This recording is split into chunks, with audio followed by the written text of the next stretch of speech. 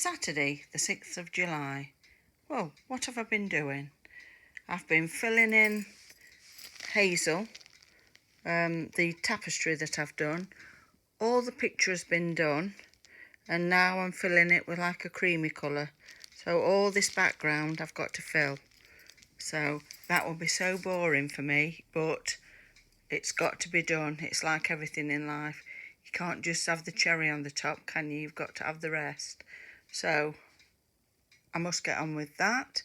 I might start another one just to make me feel happy, if you know what I mean, because that will be a little bit of a trudge for me. But because it's been so cold, I did pick up my Four Seasons blanket, and this is the autumn, as I've said before, and that's the corn colour. So I'm doing that. And then yesterday we went out because I've not been out for a few days. I've been doing some housework. Shock horror. So we went to one of the charity shops, the Salvation Army, and I managed to pick this wool up, and it was 50 pence a ball. I couldn't believe it. Its retail price was £2.99, and it looks a lovely wool, that does. I would really love to do some knitting. I've not done any proper knitting for years, and I was always a very basic knitter, so I always have used needles. I've never knitted in the round as people do now. I've never done top down or anything like that. It's a bit alien to me. So I think when I do start knitting, I'll go back onto my needles just to get me back into it. I'd like to do a very plain raglan jumper. So I'm going to look for a pattern. There seems to be so many complicated patterns, but I just want a plain raglan jumper. So I'll see how I go on with that. Also, whilst I was at the charity shop, I did get these two cushions. They're very flouncy looking. They were 50 pence each, and I think my husband thought, oh, that's just not like you, that isn't, to buy something quite so frilly. In the 80s, I think things like this were very fashionable, and probably people still love it. We're all different, and thank goodness we are. But these were only 50 pence each, but when I felt them, I can tell that they're feather inside. So I'll see how I go with those, see what they're like inside. They did look spotless. I'll take the covers off, and I'll probably cover them with some of the needlework that I've done. So we'll see how we go on with that. But for 50 pence each, it's not breaking the bank, is it? I also got, I think it was £1, a bag for my granddaughter. It's got all sorts of random bits and bobs in, little figures and a little treasure chest. She just likes it when I see her that I give her something, and then she's happy. So there we go, that's what I got. Because there wasn't a deal that I thought she would like. A lot of it was just not her type of thing. She loves really pretty little things. So that was that. Didn't really manage to get anything for my grandson, but I have got him a proper bingo ball. You know, the one that you turn round with a handle at the side. Things like that. It's very good to keep them occupied, isn't it? And we've got him next Wednesday. We've also got the sweep coming to do the fireplace, so I'll be pleased about that. You all know what it's like, I'm sure, to get things back to a bit of normality. And of course, what have I gone and got? Some buttons. I got a jar of buttons for £1. I don't know what it is about them. I can't resist them, and I know I'll use them, like I did on this bag that I made. I lined it with all that quilted material that I've got, and then crocheted the front and popped that button on. So I know I will use it. And then in the other jar, which was £1, that's got loads of beads, and they're always useful if you need a couple of beads or something, some kind of project you're doing. I've got a brooch that's got some stones missing, and there's some stones in here, and I think I'm going to try and take them out of here and stick them into my brooch. It's an old-fashioned brooch with Mother written on it. I bet lots of you can remember them. It wasn't the polarised one, it's the one with the little basket of flowers. When I find it, I'll show you, because I think a lot of you will remember them. Also got a couple of books, Tales of the Old Countryman. I love things like this. I love social history. You can always learn, no matter how old you are. It's a great gift to be able to read. I love to read, and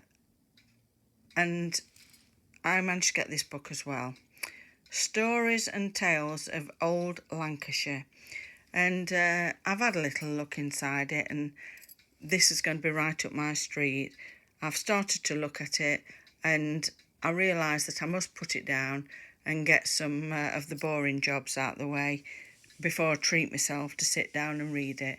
I don't know whether anybody else is a bit like me, but I would feel guilty to just sit down and read or do crafts all the time when I know that there's loads of things that need doing. So that's how that is. But it's a very good book. It's got loads of things in it. But I've just been reading about the co-op. Anybody that lives in this country will know that the cooperative, or around here they used to call it, everybody called it the co-op. I've been to co-op because we're Derbyshire and that's how people speak.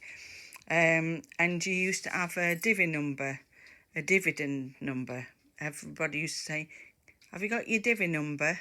And you'd say your number, and whatever you purchased, you'd get so much divvy or dividend, and that would mean you'd accumulate, like, it's almost like a point system, but it was money off of goods. It was a society that was set up to make sure that the workers got their fair share when it came to buying things from shops, because in those days, we're talking a long time ago, things could be sold that were not of very good standard. So I think they tried to start it in Birmingham, but it mainly went off properly in Lancashire, and everywhere you went there was co-ops, and some of them were massive. When I was younger, I was born in 1960, so we had a little co-op in the village that I lived in, and used to go and have, my mum used to put a little order in. You'd have a book and you'd put your order in, and then you'd go and to be put in boxes, and sugar, I can remember, used to be in brown bags and blue bags. Everything was cut and weighed up, if you know what I mean. Butter, cheese, everything. And I know in one of the big towns my mum used to go in and buy the ends of cheese because it was cheaper. So, and also what I remember is the cheese shop used to have sawdust on the floor. That was to keep it clean because there was that much cheese being cut. The sawdust caught the little pieces of cheese at the end of the day that were dropped on the floor. It was a way of clearing things up, you know, it was just something that they did. And if you went into the haberdashery and where you could get school uniforms, there was ever such a strange system that seems very odd now. You'd pay for something and it'd go in a little container, and the container would go in a tube that would go up to the next floor, and then it would come back down again with your change in. Things like that, you know, it was different, but that they sold absolutely everything in the town near I lived, where I lived when I was little. They had a massive shop that just sold clothes. Co-op did, and then they'd have the cheese shop, and then they'd have the grocery shop. It was a massive concern, and everybody got things from Co-op, and that's what people called it. But I think that's about it. Yes, I've waffled a little bit, but still, it's just took me back. Everything's raw. I don't write anything down, as you can tell.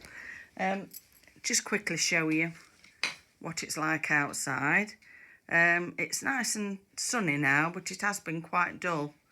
And if you can see the big red flower, that's a lucifer, and that's come out lovely. You've got the very lemony primrose, evening primrose, that only comes out when it's dull.